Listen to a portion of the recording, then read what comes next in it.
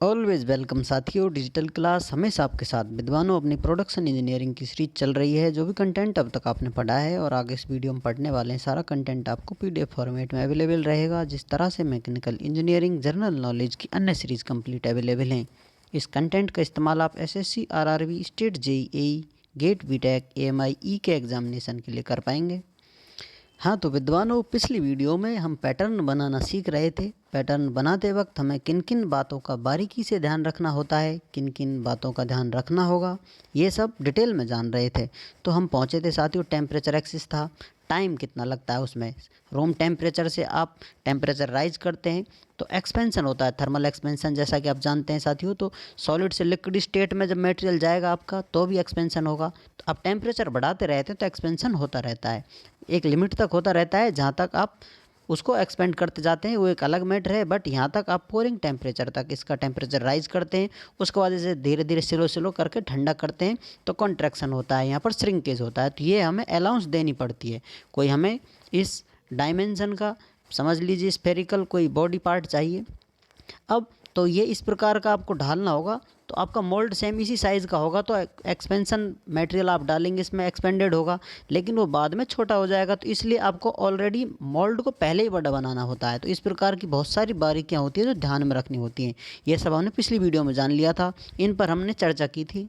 इसी के साथ कुछ और भी चीज़ें हैं, और भी अलाउंसेज हैं। श्रिंकेज किस प्रकार से अलाउंसेज दी जाती है, उन पर यहाँ पर हम चर्चा करने वाले हैं। किस में अधिक होती है, किस में कम होती है, ये भी हम यहीं जानने वाले हैं। तो यहाँ पर आप देख सकते हैं एक नमूना, समझ लीजिए आपकी वो पेटी लगी हुई है, ड्रैग कॉप जिन्हें आप बोलेंगे। एक से ही काम चल रहा है, 2-4 जितनी मोल्डिंग है आपकी, उस हिसाब से आप लगा लीजिए, एडजस्ट कर लीजिए। यहाँ पर पैटर्न रख दिया आपने, फिर ये मोल्ड बन गया है। ये इसमें पोरिंग बेसिन बन गया है, स्प्रू जिसे कहते हैं। आगे सब डिटेल में हम जानेंगे। अभी आप बारीकी से जो जो बताया जा रहा है सिर्फ उस पर ध्यान दें। यहाँ पर राइज़र बनाया जा रहा है। राइज़र का मतलब इसमें मटेरियल डालेंगे आप, ये हाई टेम्परेचर तक होगा तो इसमें एक्स्ट्रा चला जाएगा। ये स्टोरेज की तरह काम करेगा, बफर की तरह।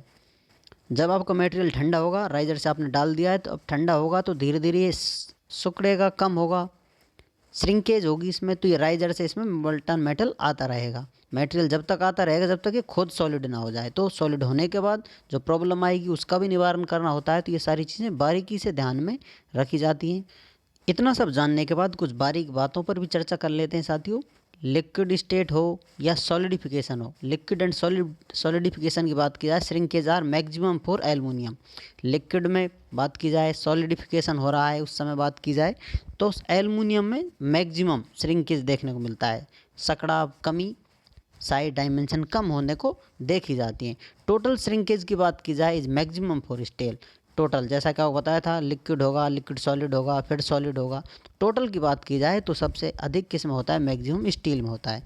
अब बात करते हैं साथियों इसके अलावा अन्य इंपॉर्टेंट मटेरियल जिस पर, in case of grey cast iron. Grey cast iron जैसा कि हम जानते हैं साथियों, इसमें कार्बन की परसेंटेज मात्रा अधिक होती है। Due to conversion of carbon into graphite flakes there is a possibility expansion of material. यहाँ उल्टा हो रहा है साथियों, जो जो ये ठंडा होगा, कार्बन ग्रेफाइट की फ्लेक्स में परतों में बदल रहा है, तो यहाँ पर एक्सपेंशन हो सकता है।